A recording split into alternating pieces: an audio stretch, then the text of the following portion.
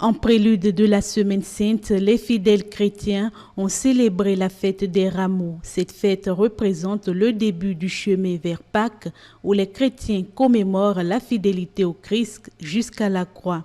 Elle nous rappelle que la victoire spirituelle passe par l'humilité et le don de soi. Le dimanche des rameaux est dans le calendrier liturgique chrétien le dimanche qui précède celui de Pâques et qui marque l'entrée dans la Semaine Sainte. La célébration de cette fête a un sens tant dans l'Église catholique que celle des célestes. Quand notre Seigneur Sauveur Jésus-Christ était venu pour nous sauver, il restait une semaine pour sa mort. Et sa mort, c'est pour le pardon des péchés de l'humanité. Et il était rentré en Jérusalem avant cette mort. La célébration du dimanche des rameaux a une place très importante dans la passion du Christ. Jésus va ressusciter, certes, le dimanche de Pâques, mais le vendredi saint, il sera crucifié. Et cette crucifixion du vendredi saint sera précédée aussi par la gloire du dimanche des rameaux. Donc on ne peut pas parler de gloire sans croix. Donc, deux messages, on ne peut pas dissocier la gloire de l'épreuve, premier message, et ensuite, il faut compter avec la trahison humaine, deuxième message. Des fidèles chrétiens catholiques estiment que le dimanche des rameaux est un mystère, une passion qui rappelle ce qui va se passer le jour du vendredi saint. On peut dire que les rameaux, c'est le passage de Jésus, le passage triomphal de Jésus pour entrer dans Jérusalem avant Pâques. Les rameaux, selon l'Église catholique, c'est un mystère, une passion qui nous fait rappeler ce qui va se passer le jour du vendredi saint. C'est aussi le jour qui nous amène à entrer dans la Semaine Sainte afin de pouvoir en faire en mémoire la passion que notre Seigneur Jésus-Christ a fait. Traditionnellement, les branches de palmier sont utilisées lors du dimanche des rameaux pour commémorer l'entrée de Jésus à Jérusalem, où la foule les agitait en signe de victoire et de reconnaissance du Messie selon les Écritures saintes. Dans de nombreuses chapelles sillonnées, les fidèles chrétiens s'attellent pour donner un sens significatif à cette fête.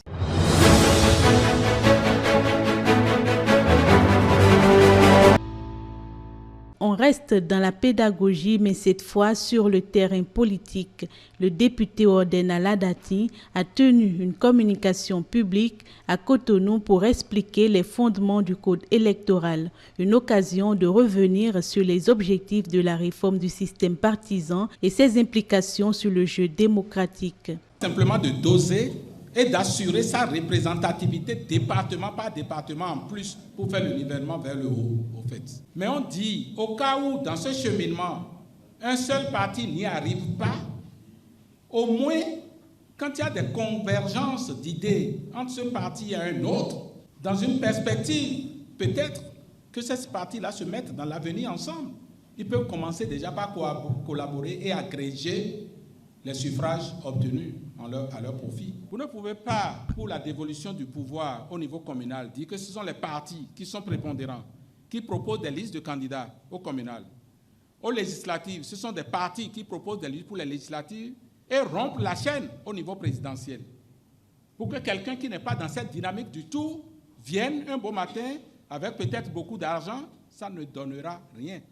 C'est pour ça que, comme on ne peut pas mettre dans la Constitution que le président de la République est proposé directement par un parti politique parce que c'est un contrat entre un homme et son peuple quand même, la présidentielle, on risque d'être rétorqué par rapport à la Constitution, par rapport à ça, mais il faut assurer l'œil des partis politiques. C'est ça l'institution du parrainage. Évidemment qu'il y a plusieurs sortes de parrainage populaires et consorts. Nous, on a opté pour ce qui est politique. Maire et député. Bon, je pense que chacun devra retenir ce qui était des sources de confusion à son propre niveau d'abord. Parce que c'est pour ça que cette conférence a été faite. Parce que quand je suis les journalistes, les chroniqueurs et autres à la télé, je remarque très bien qu'il y en a beaucoup qui se trompent de bonne foi Voilà, parce que par défaut d'information et qui ne connaissent pas les vraies motivations. Quand je prends par exemple le seuil d'éligibilité au partage des sièges, les gens croient que les 10% et autres là, que c'est des chiffres qu'on a balancés de façon anarchique. Non, mais ça concourt à un objectif et à un but. Et puis après, le curseur, l'instrument de mesure, c'est cet objectif-là.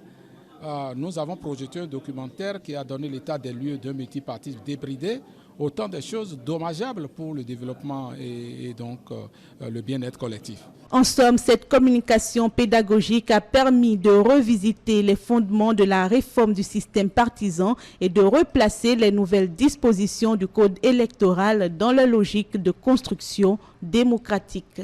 Et justement, cette démarche pédagogique ne laisse pas indifférent. Dans la rubrique L'invité du soir, le consultant politique Agapite Napoléon Maforican a salué l'initiative du député Aladati. Selon lui, ce type d'exercice devrait accompagner toutes les grandes lois votées à l'Assemblée nationale. Le combat électoral, ce n'est pas un combat de convenance, c'est un combat d'exigence. Mais comme je dis, c'est un combat viril. C'est comme la boxe, quand vous êtes sur un ring, on n'est pas là pour se caresser dans le sens des poils, comme on le dit. On est là pour combattre, pour compétir et pour gagner. On ne va pas en compétition pour perdre. Donc, qu'il y ait crispation à la veille des élections, cela vaut la peine, mais qu'il n'y ait pas escalade. Et tout ce que les gens ont pu dire des codes électoraux depuis l'arrivée de Patrice Talon, il a expliqué, il a démonté. Il a montré comment les gens ont participé à la prise de décision, comment ça a été participatif, comment ça a été cohérent, comment le pourquoi de telle décision, comment on est parti de 3 partis pour nous retrouver à 2 partis, les logiques qui ont soutenu ça, et certaines décisions prises à l'Assemblée nationale.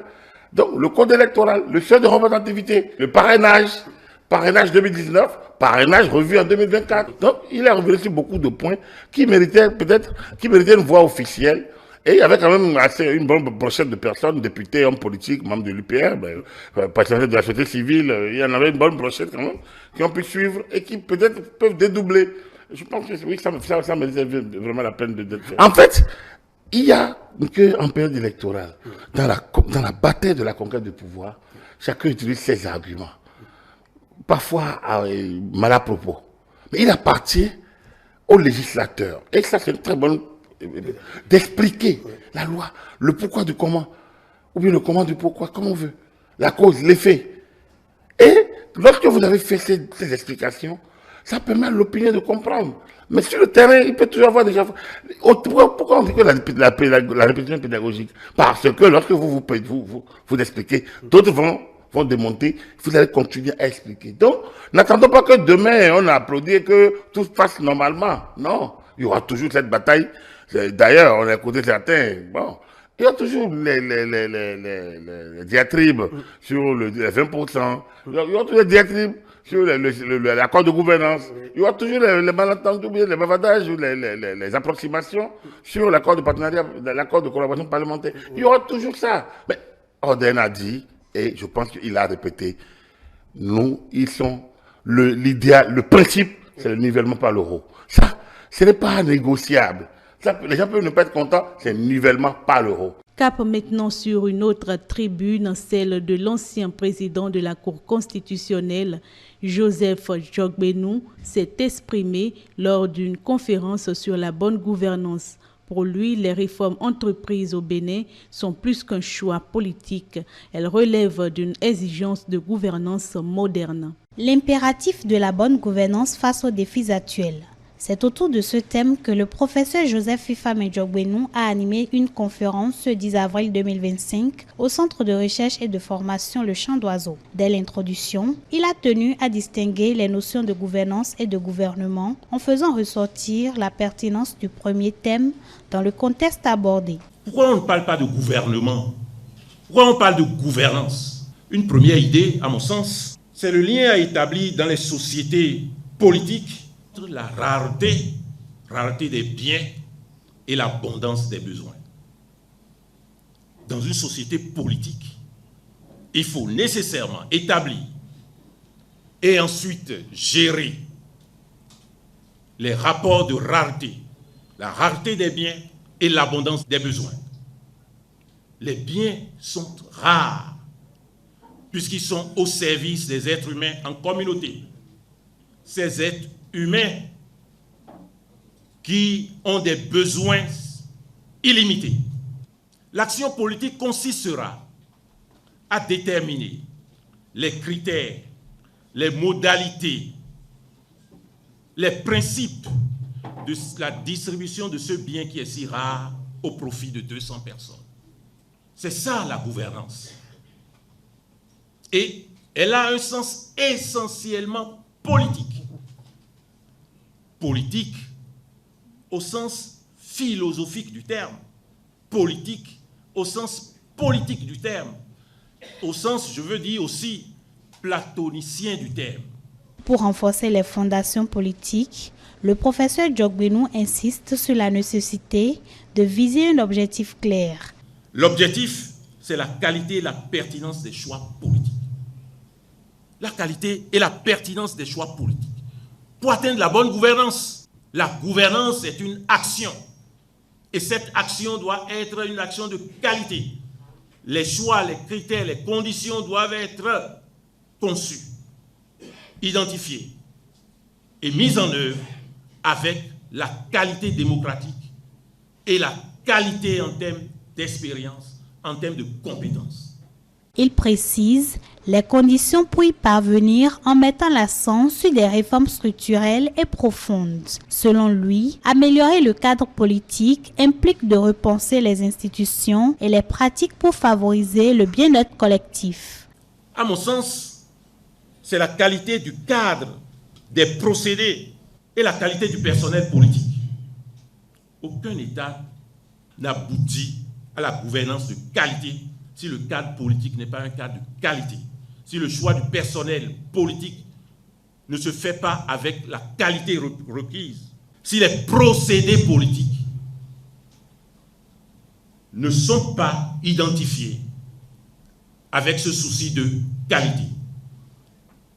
Et évidemment, je vous ai dit que j'interviens en mes multiples qualités. C'est la raison pour laquelle la réforme du système partisan a été faite. La réforme du système partisan a pour fondement, mais aussi pour finalité, la qualité de la gouvernance. En ce que, évidemment, elle nous conduit, et on l'observe déjà, ce résultat, elle nous conduit patiemment à avoir une classe politique dans des catégories bien identifiées, à réduire l'espace des interlocuteurs, à forcer, à conduire les interlocuteurs dans ces espaces-là, à avoir plus de soucis de la population, des besoins de la population, à avoir plus d'exigences parce que la population est exigeante. Ancien président de la Cour constitutionnelle et professeur de droit privé, il insiste sur l'importance de la compétence, de l'intégrité morale et de la connaissance des élus afin d'orienter des choix politiques judicieux. Une dynamique qu'il reconnaît dans la gouvernance du président Patrice Talon depuis 2016.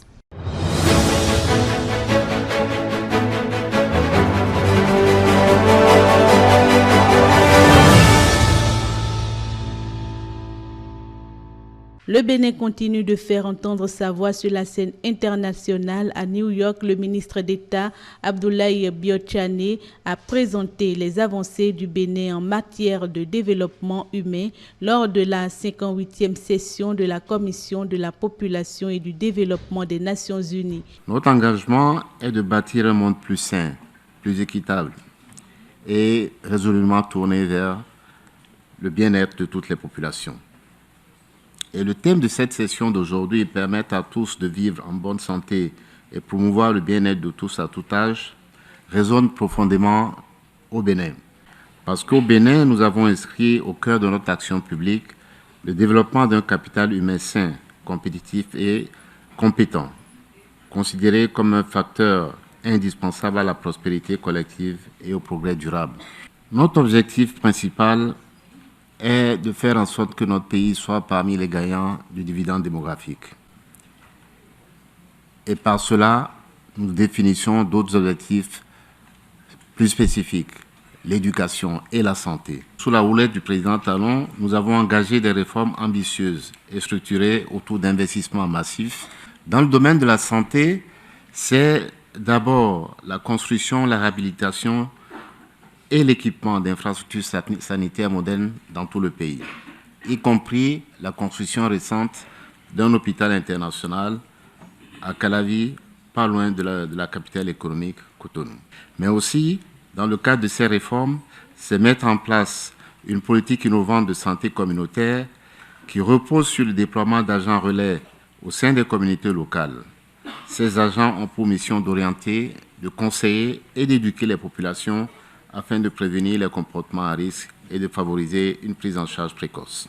Des efforts considérables ont été engagés dans des domaines connexes que sont l'accès à l'eau potable, l'assainissement urbain et de base, la gestion des déchets, la mise en place de systèmes pluviaux et l'accès aux logements sociaux et économiques.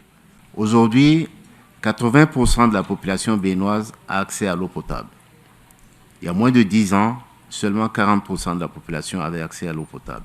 Nous avons également fait le choix de remonter à la racine vulnérable des vulnérabilités, parce que nous sommes conscients que le bien-être commence dès les premiers âges, dès les premiers instants. Nous avons donc élargi et renforcé notre programme national des cantines scolaires pour garantir à chaque enfant un accès à un repas quotidien. Dans cette même dynamique, le Bénin s'apprête à lancer dans quelques semaines un projet national de supplémentation nutritionnelle des 1000 jours, visant à prendre en charge les femmes enceintes, les nourrissons et les enfants de moins de 5 ans. Ceci me permet de rappeler aussi une profonde conviction que nous avons dans notre gouvernement, c'est qu'aucune transformation sociale durable ne peut se faire sans la femme.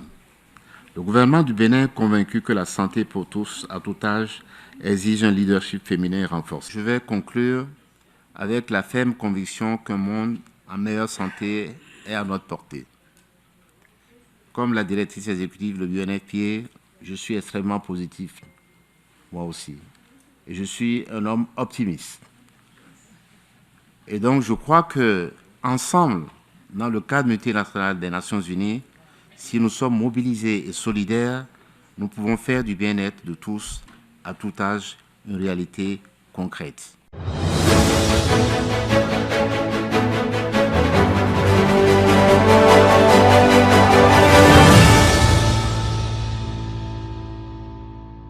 Retour sur les grandes décisions issues du dernier Conseil des ministres, parmi elles la création du numéro unique parcellaire, une mesure qui vise à mieux encadrer les droits fonciers et à éviter les conflits liés à la propriété. Et cette décision, les citoyens l'apprécient déjà. Modalité de mise en œuvre du numéro unique parcellaire, de confirmation cadastrale des droits fonciers et de mise à jour du cadastre national. Un bilan d'étape de mise en œuvre du décret numéro 2023-684 du 20 décembre 2023 portant sur cette matière fait ressortir d'une part l'aboutissement de la couverture intégrale de la ville de Cotonou en cadastre national par le mécanisme de l'enregistrement collectif. D'autre part, il a permis de constater l'engouement sans équivoque des populations pour le mécanisme innovant de sécurisation du foncier. Aussi, l'ambition du gouvernement étant d'assurer dans un délai raisonnable la couverture intégrale du territoire national, a-t-il été élaboré un programme national foncier dont la vocation est de définir et réunir dans un document exhaustif le montage juridique, technique et institutionnel de mise en œuvre d'un programme foncier spécifique au Bénin. Celui-ci prendra en compte non seulement le cadastre national, mais également d'autres intérêts fonciers tels que la problématique du pastoralisme, la cohésion sociale, la protection de l'environnement, etc. Le présent décret abroge celui de 2023 et consacre une meilleure prise en charge des volets liés à l'égalité de chances, la protection de l'environnement, l'enregistrement collectif de terres au cadastre. De façon spécifique, il intègre à son champ d'application les droits d'usage et met en place de nouveaux moyens pour renforcer la sécurité et la fiabilité du processus tout en favorisant l'enregistrement de toutes les parcelles au cadastre. De même, il clarifie La nature juridique et les effets du certificat d'enregistrement au cadastre national, ainsi que les conditions de sa délivrance. Les délais d'action non explicités dans le décret en vigueur. Le niveau d'implication des collectivités territoriales, notamment dans la prise en charge de la formalisation des transactions foncières et la correction des données cadastrales. La responsabilité des acteurs chargés d'utiliser la plateforme e-foncier Bénin. Le ministre de l'Économie et des Finances et le ministre chargé du cadre de vie sont instruits de veiller à leur mise en œuvre. Là, c'est une très bonne chose. Ça va nous permettre d'être vraiment dégagés des arnaqueurs de parcelles, gens qui escroquent.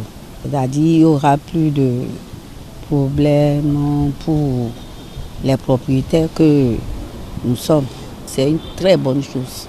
Tu as ton parcelle et brusquement, arrivé à la mairie par exemple, on va dire qu'ils ont trouvé un autre nom. Est-ce que c'est bon comme ça? Alors que toi, tu as acheté ta chose depuis. Et ça crée des dépenses, des problèmes et des discussions inutiles. Si vraiment on peut vraiment avoir des numéros uniques pour chaque parcelle, ça serait très bon. Il faut que les autorités en prennent vraiment conscience et tiennent ça dur pour que ça marche. Bon, la décision elle est très bonne parce qu'on ne peut pas rester sans titre foncier. Et l'initiative que le gouvernement a prise, c'est pas mal. C'est très bien. Ça aussi ça va donner beaucoup de sécurité. Parce que quand on prend un numéro de parcelle A et on a son numéro de téléphone, on peut identifier là où il reste. Donc ça aussi, c'est une bonne chose que j'apprécie très bien. Vraiment, ça arrange beaucoup de personnes et nous les chefs quartiers. Quand nous voulons faire attestation de résidence, ça nous crée beaucoup de problèmes. On écrit des lots ou bien des carrés. Non, maintenant, chaque maison doit avoir son numéro et ça nous arrange. Bon, il y a déjà l'équipe de cadastre qui est en train de passer dans les quartiers. Hier, ils étaient à Delopo. Demain, ils vont venir dans mon quartier à Bokikodi. C'est une bonne décision. Le gouvernement ne fait rien au hasard. On analyse beaucoup avant d'amener le problème au Conseil des ministres. Et je voulais dire à des autorités compétentes de veiller à ça, que les parcelles ne soient pas détournées à leur niveau. L'initiative que le président de l'État a prise, c'est très bien. C'est pour empêcher le vol, surtout. À l'hémicycle, l'heure est à la mobilisation. Louis Vlavonou a ouvert la première session ordinaire de l'année. Objectif affiché, préparer efficacement les échéances électorales de 2026. Pour la première fois de son histoire, notre pays s'apprête à organiser en 2026 les élections générales couplées législatives, communales et municipales, suivies quelques mois plus tard par la présidentielle. C'est le fruit des réformes politiques allant dans le sens d'un meilleur fonctionnement de l'État et de la rationalisation des charges budgétaires liées à la multiplicité des consultations électorales, avec tout ce que cela comporte comme restrictions et autres interdictions pour les acteurs politiques et leurs soutiens respectifs. Dans l'intérêt de la paix sociale et pour nous éviter toute déconvenue éventuelle, je voudrais nous inviter à revisiter ces dispositions pertinentes afin de nous les approprier et de sensibiliser nos militants et autres sympathisants autour de ces questions essentielles pour notre vivre ensemble. Pour la session qui s'ouvre ce jour, une vingtaine de dossiers sont déjà en étude au niveau des commissions permanentes et qui seront respectivement soumis à l'examen et à l'adoption de la plénière dès que possible. Je disais que dossiers ajouteront comme d'habitude en cours de session. Cela dit, je voudrais savoir compter, comme par le passé, sur l'esprit de responsabilité et l'engagement de tous afin que cette législature, qui a suscité tant d'espoir lors de son installation, se poursuive et s'achève avec un bilan dont chacun d'entre nous pourra être légitimement fier parce que les fruits auront tenu la promesse des fleurs. Comme le disait l'autre, l'enjeu c'est le Bénin et non les partis politiques, encore moins nos modestes personnes réunies ici.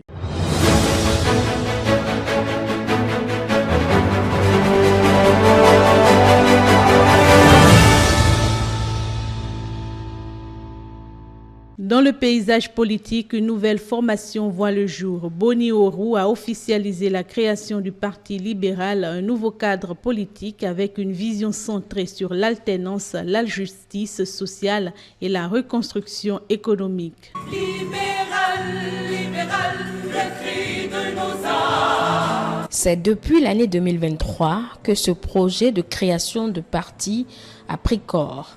Les acteurs y ont cru et ont travaillé sans relâche. L'acte du 5 avril 2025 est donc la consécration de 2 années de réflexion pour offrir aux Béninois une autre forme de gouvernance. L'état de droit et le développement marqué par la tolérance et l'écoute de tous les citoyens. Libéral est bien plus qu'un parti politique disposant d'une idéologie. C'est une formation dont l'ambition est de construire un peuple politique. Nous avions estimé, dans le cadre de la conception, dans le cadre de la fondation du Parti le Libéral, de dire comment se manifeste ou comment s'organise la politique ou comment se perçoit la politique chez les citoyens. Pour que les citoyens comprennent davantage, il faut qu'ils aient les connaissances, il faut qu'ils aient les outils qu'il faut pour comprendre les enjeux qui gouvernent notre société. Et donc, le libéral, en cherchant à construire un peuple politique, c'est pas la formation d'abord, et c'est dans ça que nous avons choisi l'option libérale en considérant que la liberté est fondamentale, même pour l'expression de nos talents individuels, même pour notre ingéniosité personnelle et même pour la créativité artistique. Ainsi, le peuple formé et mûr aura la capacité d'exiger des projets et programmes qui répondent aux besoins immédiats. Libéral mise alors sur la formation, le travail acharné. Il veut surtout se laisser à tous les Béninois qui partagent cet idéal. C'est d'ailleurs répondant à cette ouverture que les artisans du Bénin ont tenu à adhérer à la formation politique dès le lancement de ces activités. Libéralement convaincu, en tant qu'artisan, je prends la parole au nom des artisans béninois de tous ordres pour dire que désormais le Parti libéral vient soulager le monde des artisans en renforcement de capacités, de formation, de financement et de projets qui viennent rehausser l'image du monde artisan béninois. C'est désormais notre parti. Libéral, dirigé par Richard Orou, se présente aujourd'hui comme le porte-voix de la démocratie véritable et son approche, c'est le centrisme, l'équilibre et le libéralisme. Notre approche équilibrée, je veux bien le rappeler, que nous avons une approche équilibrée. Beaucoup ne le comprennent pas trop souvent. Beaucoup se disent, mais où est-ce qu'ils sont? Sont-ils à gauche? Sont-ils à droite? Sont-ils avec Yahi Boni? Sont-ils avec Patrice Talon? Ou sont-ils des proxys de Patrice Talon? On n'a pas besoin d'être avec Yahi Boni, avec Patrice Talon, pour être béninois.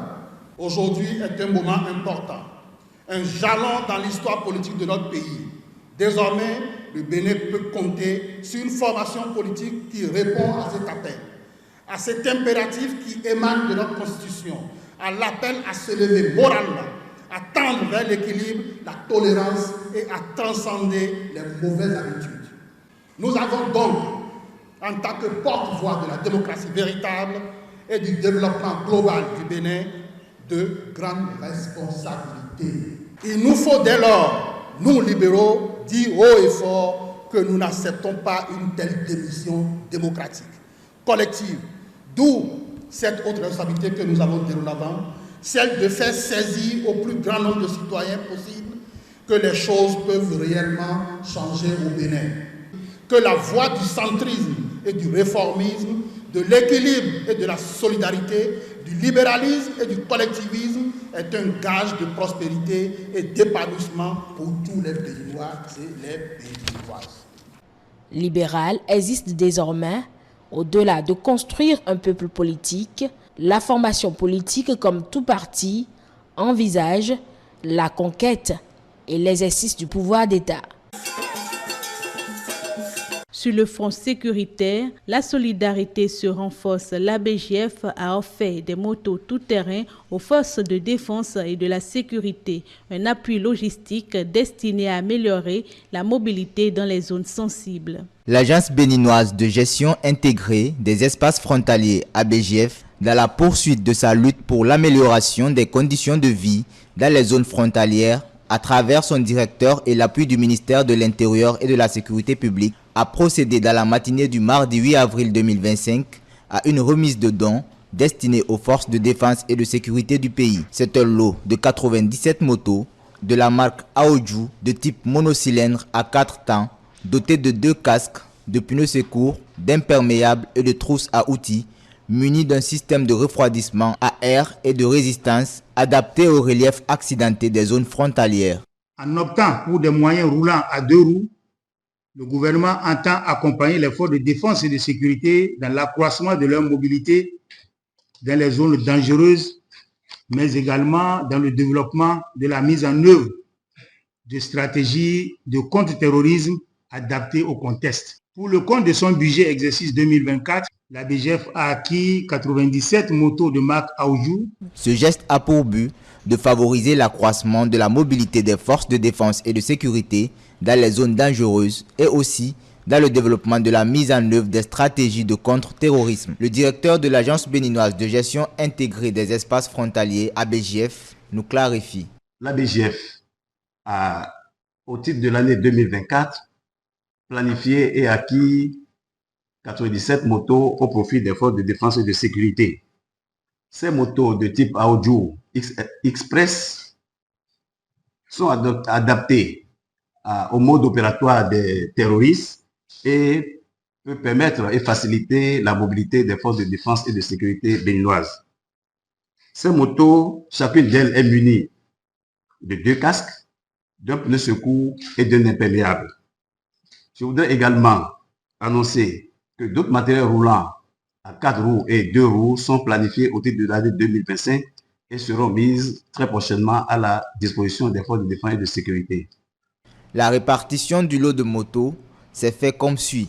À travers cet appui d'un montant total de 77 626 772 francs CFA, le gouvernement fait un pas de plus dans le renforcement de la mobilité de nos forces de défense et de sécurité. Mesdames et messieurs, ce lot de matériel est réparti comme suit. 50 motocyclettes à la police républicaine au profit des unités frontalières en proie aux attaques terroristes. 35 motocyclettes sont mises à la disposition de l'état-major général des forces armées béninoises pour renforcer la mobilité des forces dans les secteurs touchés par les attaques terroristes. Et 12 motocyclettes iront à la direction des services de liaison et de la documentation pour le renforcement du renseignement territorial. Alassane Seydou, ministre de l'Intérieur et de la Sécurité publique, a profité de l'occasion pour exhorter les bénéficiaires à tirer profit de ces matériels roulants. J'exhorte tous les bénéficiaires à faire un bon usage de ces moyens roulants et à en assurer une maintenance régulière. Honorables invités, mesdames et messieurs, c'est le lieu de féliciter le directeur général de l'Agence béninoise de gestion intégrée des espaces frontaliers et son personnel pour les efforts remarquables consentis pour l'amélioration des conditions de vie des populations des zones frontalières. Ce don d'équipement de transport permettra aux forces de défense et de sécurité de mener à bien son combat de protection des personnes et de leurs biens dans les zones frontalières. En marge du Cotonou Comedy Festival, le gouvernement béninois a signé un partenariat avec le groupe Montreux Comédie. Objectif, faire rayonner l'humour béninois sur les scènes internationales. Dans le but de développer l'économie, de renforcer la cohésion sociale et d'accroître l'influence du Bénin sur la scène internationale, la signature de la convention entre le Montreux Comédie et le Bénin a été officialisée. Un pas pour le Bénin dans sa volonté d'ancrer durablement l'humour dans sa politique culturelle. culturelle. L'ADAC vit ces moments comme une opportunité, voire une chance pour le Bénin. La chance ne sourit qu'aux esprits bien préparés, dit-on. Le Bénin s'est préparé à saisir cette opportunité, certes, mais il constitue aussi une opportunité. Une opportunité pour tout investisseur sérieux et avisé en quête de terre fertile pour faire prospérer ses projets dans le secteur créatif. En effet, l'État béninois met en œuvre depuis 2016 une politique de diversification et de densification des bases de son économie en démultipliant les sources de sa croissance. Le GRAP Tourisme Culture a été érigé au rang de deuxième pilier du développement économique du pays. Et l'ADAC est issue des profondes réformes opérées par le gouvernement au fin de traduire cette vision en actes concrets portés par les plus hautes autorités du pays. Avec le Montreux Comédie et l'Agence de développement des arts et de la culture ADAC, le Bénin ouvre une nouvelle ère d'influence culturelle où les talents circulent, les idées se connectent et les peuples se rapprochent. Sachez que ce projet, nous aimerions dupliquer ici le succès du Montreux Comédie, que ce soit à la fois un festival, une plateforme, un lieu de rencontre, un lieu de rayonnement à travers le monde. Nous allons faire venir des producteurs, des promoteurs, des journalistes, des influenceurs de l'Afrique, mais aussi du reste du monde de l'humour. Nous avons l'ambition aussi, c'est de faire un festival bilingue à terme, donc francophone dans un premier temps, mais nous allons ouvrir d'ici 2 ans ou 2 ou 3 ans à la partie anglophone. Nous avons la chance d'être une frontière commune avec le Nigeria, où vous avez une qualité d'humour absolument extraordinaire. Et nous souhaitons faire du Bénin la grande plateforme de l'humour international. Les contenus que nous allons fabriquer ensemble, pendant ce festival, doivent circuler à travers les réseaux sociaux, à travers les nouveaux médias. Aujourd'hui, un bon sketch fabriqué à Cotonou peut faire rire un Suisse à Montreux ou un Français ou un Québécois dans l'instant. Ce partenariat s'intègre pleinement dans la stratégie nationale de développement des industries culturelles et créatives comme secteur générateur de valeur, d'emploi et de croissance inclusive. Le ministre Jean-Michel Abimbola a ainsi appelé à l'implication de tous dans ce processus. Donc l'humour, c'est essentiel, c'est une affaire sérieuse, l'humour. Ça n'a pas l'air comme ça, mais c'est très sérieux et c'est pour ça qu'il a été prévu au-delà du festival, il a été prévu vraiment de la formation, du renforcement de capacités. Il a été prévu un certain nombre de projets et je voudrais que tous ensemble, les humoristes en premier, mais également le public béninois, le public continental, au moins de la sous-région, et demain, le public international, qu'on sache qu'il y a un grand rendez-vous annuel au Bénin, et que le Bénin est une place forte pour l'humour, de bon goût. Ce projet participe à la construction d'une diplomatie culturelle active où le soft power béninois s'exprime par le rire, la créativité et le partage. L'ancien président Nicéphore Soglo a salué les transformations en cours à Porte-Novo. En visite dans la ville, il s'est dit impressionné par la dynamique enclenchée par le gouvernement. Autrefois perçue comme un rêve lointain, la construction de la route à double voie reliant Semek-Podi à Porte-Novo est désormais chose effective. Les travaux avancent à grands pas afin de donner naissance à une infrastructure moderne. De passage à Porte-Novo pour constater les actions du gouvernement de Patrice Talon, l'ancien président Nicéphore Soglo fait une halte sur ce tronçon emblématique. Alors ce qui m'a vraiment, on peut dire, impressionné, c'est pas seulement la qualité du travail qui est fait, mais c'est l'idée qu'arrivé au pont, on fera un pont tellement haut que les bateaux peuvent même passer en dessous. C'est fantastique. Cap a été fait ensuite sur le nouveau siège de l'Assemblée nationale. À son arrivée, l'ancien président ne cache pas son émerveillement. Je suis impressionné par ce que je vois. Une des responsables du chantier a détaillé les composantes du dit chantier. Ça abrite l'hémicycle, oui. les bureaux des députés, les salles de commission. D'accord. Et il y a d'autres bâtiments annexes. Vous avez le bâtiment satellite, oui. Le bâtiment caserne, une salle polyvalente. La visite s'inscrit dans une démarche de félicitations et d'encouragement à l'endroit du gouvernement pour ses nombreux chantiers en cours. Cette renaissance, vraiment, il faut le faire voir et le faire savoir. Et donc c'est pour ça que je suis sorti depuis quelque temps, pour montrer au peuple en disant il y a des travaux qui sont en cours de transformation de l'économie de notre pays, de sa modernisation. Et il est bon, Parce que quand j'ai pris la tête de ce pays, c'était ça que j'avais en tête. Et ça n'a pas été facile. À travers ces chantiers emblématiques, c'est tout un pays qui se redessine. À Akasato, la délocalisation du marché ne passe pas. Les commerçants dénoncent un manque de concertation et redoutent les pertes économiques. Nous sommes ici au niveau de l'ancien marché d'Akasato, autrefois grouillé de monde. Il devient aujourd'hui presque désert après sa délocalisation. Quelques usagers du dit marché déplacé ne cachent pas leur désarroi. Elles se rappellent des conditions dans lesquelles s'est effectuée la délocalisation. On ne nous avait pas informé qu'ils allaient délocaliser le marché. Ils nous ont simplement dit de ne plus s'installer au bord de la voie, prétextant qu'ils voulaient élargir la route. Mais là où nous ne sommes pas près de la voie. C'est avec 100 ou 150 francs ASEM qu'on arrive au goudron. Nous étions ici lorsque les policiers sont arrivés dans le marché et nous ont chassés. Ils ont amené les policiers pour nous chasser et nous obliger à aller au marché de Niéné.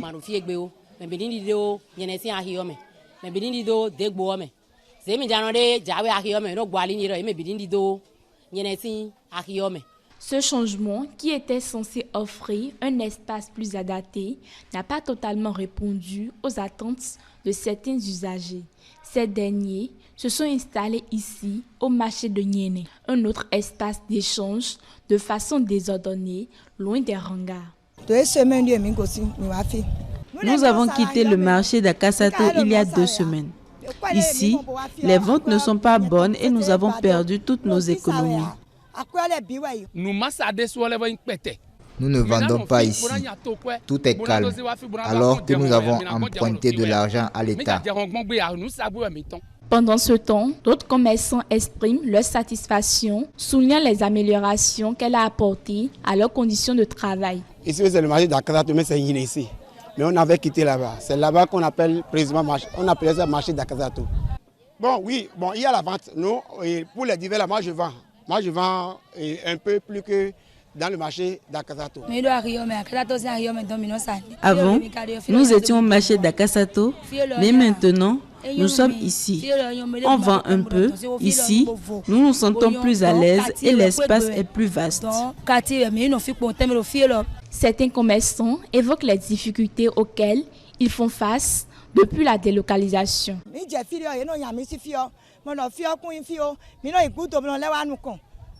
On nous chasse à chaque fois. Il y a des serpents dans le marché et l'endroit n'est pas sécurisé.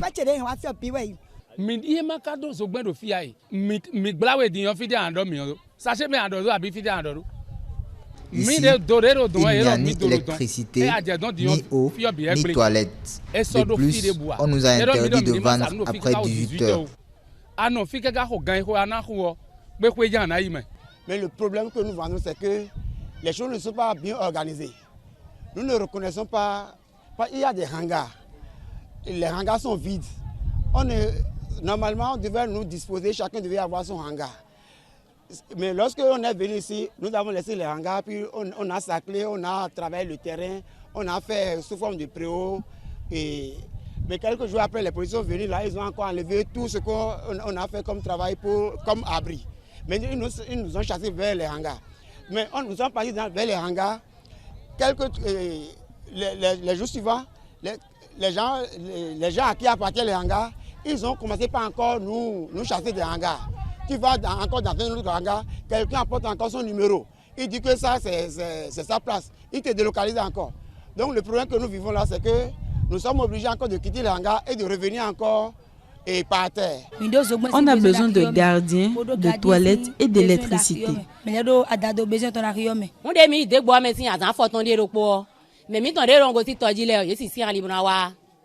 Lorsque nous sommes allés au marché de Niéné, nos clients ne parviennent pas à venir. Nous ne vendons rien et nous avons perdu tous nos clients.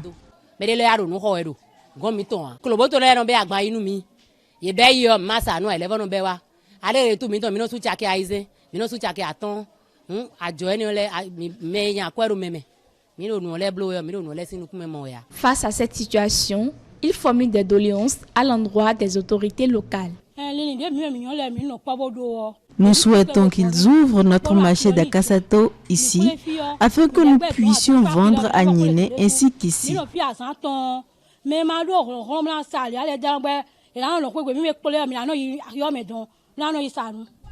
Il est essentiel que le gouvernement vienne en aide à nous, les commerçantes.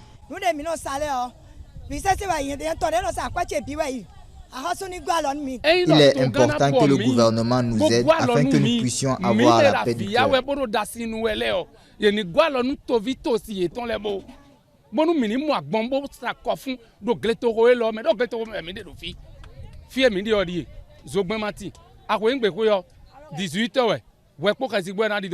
Maintenant, que la mairie vienne aussi nous voir et demander les problèmes que nous vivons ici. Alors nous allons poser nos problèmes, alors ils vont chercher des approches de solutions pour pouvoir nous aider parce que tel que les choses se passent maintenant, ça ne va du tout pas dans le marché. C'est comme les organisations du préalable, ils n'ont pas bien organisé les choses avant de nous délocaliser vers ici. Nous demandons au gouvernement de nous venir en aide car nous souffrons énormément.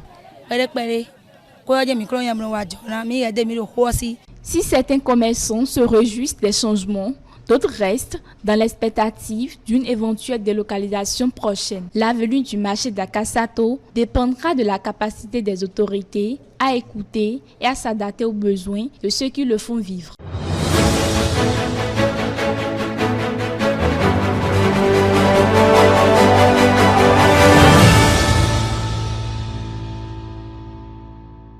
On boucle sur un devoir de mémoire à l'occasion du 31e anniversaire du génocide rwandais. Des journalistes béninois ont pris la parole. Ils insistent sur la responsabilité des médias dans la prévention de telles tragédies.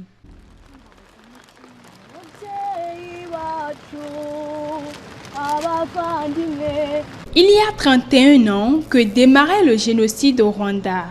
On était le 7 avril 1994. C'est l'un des événements les plus tragiques du XXe siècle qui a fait plus de 800 000 victimes, principalement parmi la population Tutsi, mais aussi parmi les Hutus modérés qui s'opposaient au génocide.